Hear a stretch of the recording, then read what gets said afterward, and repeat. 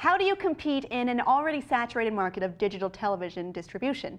Well, Comcast thinks they know the answer. Team up with EA, the two most hated companies.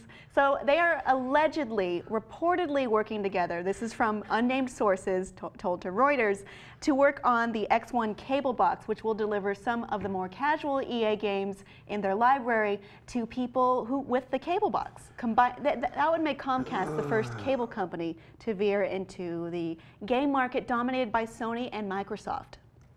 I feel the same way. I do. I love it when the answers aren't words. That said, this is a smart move for both companies. I mean, obviously it's going to be successful and lucrative. EA sees that the launch of the PS4 and the Xbox One were pretty lackluster. They realize they make a lot more money from casual social games.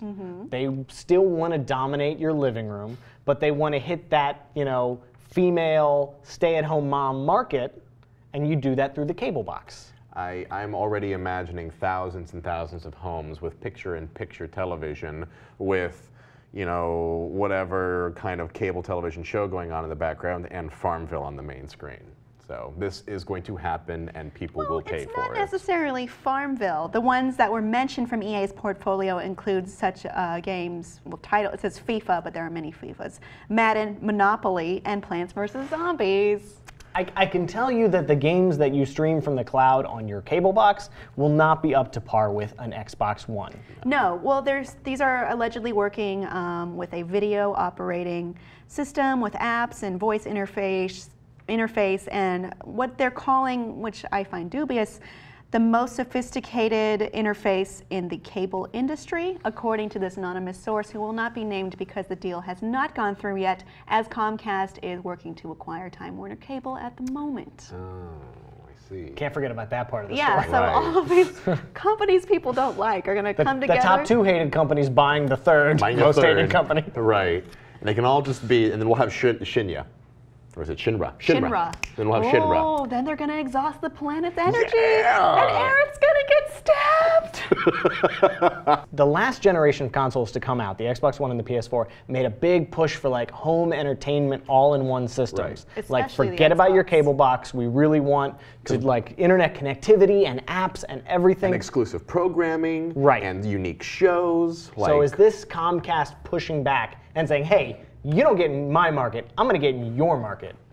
Yeah, pretty much. I mean, they have to compete with Amazon Fire now, Apple TV, Google Chromecast, and there's many, many more. I mean, they've been bulking up the X1 for a while. This is going to be a huge hit to them. Do you remember when it was only 2 or 3 years ago when it was really just like Hulu and Netflix and that was it?